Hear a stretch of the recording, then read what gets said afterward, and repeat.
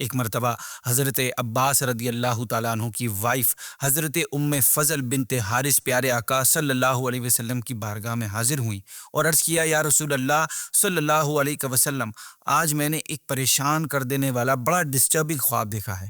آپ نے پوچھا کہ آپ نے کیا دیکھا؟ فضل نے عرض کیا، رسول اللہ صلی اللہ علیہ وسلم، وہ بہت ہی شدید ہے، مجھ سے اس خواب کو بیان کرنے کی جرت نہیں۔ پیارے آقا نے دوبارہ پوچھا تو آپ نے عرض کی کہ میں نے دیکھا کہ آپ کے مبارک جسم کا ایک ٹکڑا کاٹا گیا اور میری گود میں رکھا گیا۔ یہ خواب سن کر آپ صلی اللہ علیہ وسلم نے ارشاد فرمایا، تم نے بہت اچھا خواب دیکھا، انشاءاللہ فاطمہ کے یہاں بیٹا ہوگا اور وہ تمہاری گود میں دیا جائے گا، رضی اللہ تعالی عنہ۔ ناظرین، ایسا ہی ہوا اس واقعے کے کچھ ٹائم بعد امام علی مقام امام حسین رضی اللہ عنہ پیدا ہوئے اور حضرت فضل کی گود میں دیے گئے۔ یوں اس خواب کی تعبیر ظاہر ہوئی۔ ناظرین، حضرت امام حسین رضی اللہ عنہ کی پیدائش سن 4 ہجری میں شعبان کے مہینے میں مدینہ طیبہ میں ہوئی۔ پیارے آقا صلی اللہ علیہ وسلم نے آپ کی کان میں اذان دی، منہ میں لعاب دہن ڈالا اور پھر 7ویں دن آپ کا نام حسین رکھا اور عقیقہ کیا۔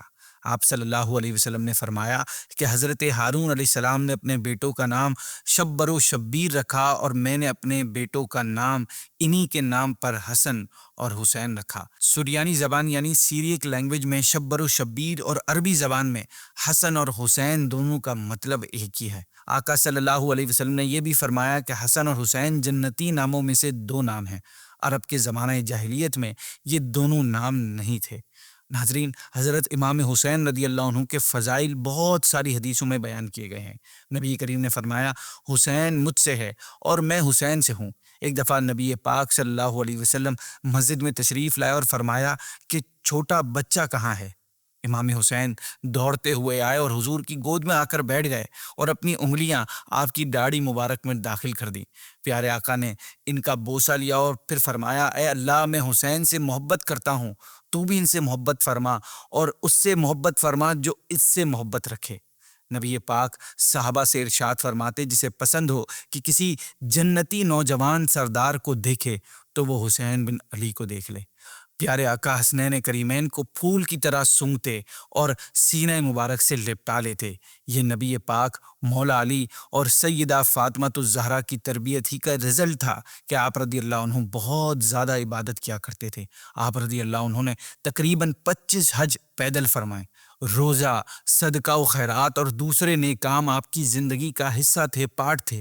آپ نماز سے بھی بہت محبت فرماتے تھے۔ ایک دن کا واقعہ ہے کہ نبی پاک صلی اللہ علیہ وسلم حضرت امام حسین رضی اللہ عنہ کو اپنے سیدھے پاؤں اور اپنے صاحبزادے حضرت ابراہیم رضی اللہ عنہ کو اپنے لیفٹ پاؤں پر بٹھائے ہوئے تھے کہ حضرت جبریل امین حاضر ہوئے اور عرض کیا، رسول اللہ صلی اللہ علیہ وسلم، خدا تعالیٰ ان دونوں کو آپ کے پاس جمع نہیں رہنے دے گا، ان میں سے ایک کو واپس بلا لے گا۔ اب ان دونوں میں سے جسے آپ پسند چاہیں پسند فرما لیں۔ پیارے آقا نے فرمایا، اگر حسین کا انتقال ہو جاتا ہے تو علی اور فاطمہ کو تکلیف ہوگی اور مجھے بھی شدید تکلیف ہوگی، اور اگر ابراہیم وفات پا جائیں تو زیادہ غم مجھ کو ہوگا، اس لیے مجھے اپنا غم پسند ہے۔ ناظرین، اس واقعے کے 3 روز بعد پیارے آقا صلی اللہ علیہ وسلم کے شہزادے حضرت ابراہیم وفات پا گئے۔ اس کے بعد جب بھی امام حسین نبی کریم کی خدمت میں آتے تو حضور مرحبا فرماتے اور پھر ان کی پیشانی کو بوسہ دیتے اور لوگوں سے فرماتے، میں نے حسین پر اپنے بیٹے ابراہیم کو قربان کر دیا ہے۔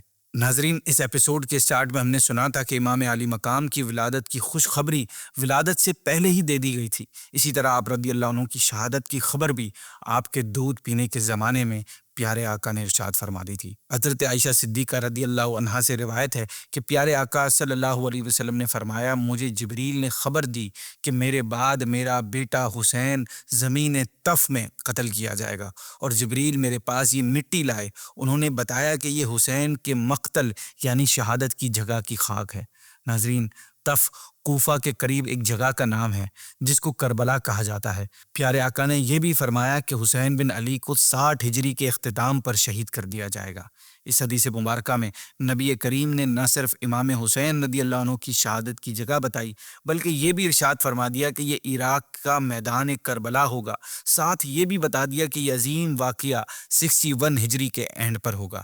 ناظرین، اسی طرح کبھی بارش کے فرشتوں کے ذریعے تو کبھی سلمہ رضی اللہ عنہا کو خاک کربلا دینے اور اس خاک کے خون ہو جانے کو شہادت امام حسین کے سائنس قرار دینے کا ذکر ملتا ہے، جس سے معلوم ہوتا ہے کہ نبی پاک کو اس شہادت کی بار بار اطلاع دی گئی اور آپ نے بھی بارہا اس کا ذکر بھی فرمایا، جس کی وجہ سے حضرت امام حسین رضی اللہ عنہ کی شہادت کی خبر بچپن ہی سے خوب مشہور ہو چکی تھی اور سب کو معلوم ہو گیا تھا کہ آپ رضی اللہ عنہ کربلا کے میدان میں شہید کیے جائیں گے۔ مولا علی تو ایون امام حسین کی شہادت کی جگہ بھی دیکھ کر آئے تھے۔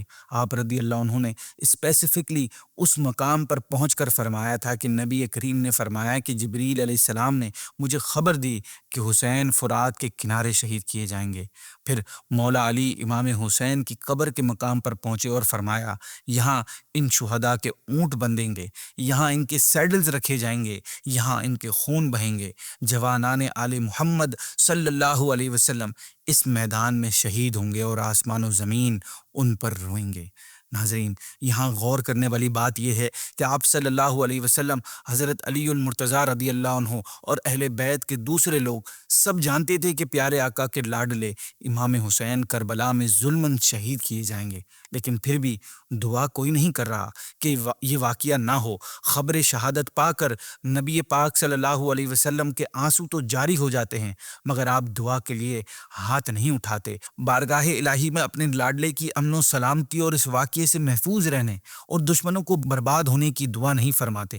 نہ علی المرتضیٰ عرض کرتے ہیں کہ یا رسول اللہ صلی اللہ علیہ وسلم، اللہ کی بارگاہ میں اپنے اس بیٹے کے لیے دعا فرمائیں۔ نہ خاتون جنت التجا کرتی ہیں کہ اے سلطان عالم، آپ کے فیض سے عالم فیضیاب ہے اور آپ کی دعا قبول ہی قبول ہے، اس لیے میرے اس لاڈلے کے لیے دعا فرما دیجئے۔ نہ اہل بیت، نہ ازواج مطہرات، نہ صحابہ کرام علیہم الرضوان سب خبر شہادت سنتے ہیں، خبر عام ہو جاتی ہے، مگر بارگاہ نبوت میں کسی طرف سے دعا کی ریکویسٹ پیش نہیں ہوتی۔ کیونکہ ناظرین، بات یہ ہے کہ امتحان کے وقت ثابت قدمی دکھانا ہوتی ہے، یہ وقت پیچھے ہٹنے کا نہیں ہوتا۔ محبت کرنے والے تو ایسے موقعوں کی تلاش میں ہوتے ہیں، موقع آتے ہی وہ دکھا دیتے ہیں کہ اللہ سے محبت کرنے والے کیسے ہوتے ہیں۔ نبی پاک نے بھی دعا کی، مولا علی نے بھی دعا کی، فاطمۃ الزہرا نے بھی دعا کی، مگر یہ کہ حسین میدان کربلا میں کامیاب ہوں اور حسین کامیاب ہو گئے۔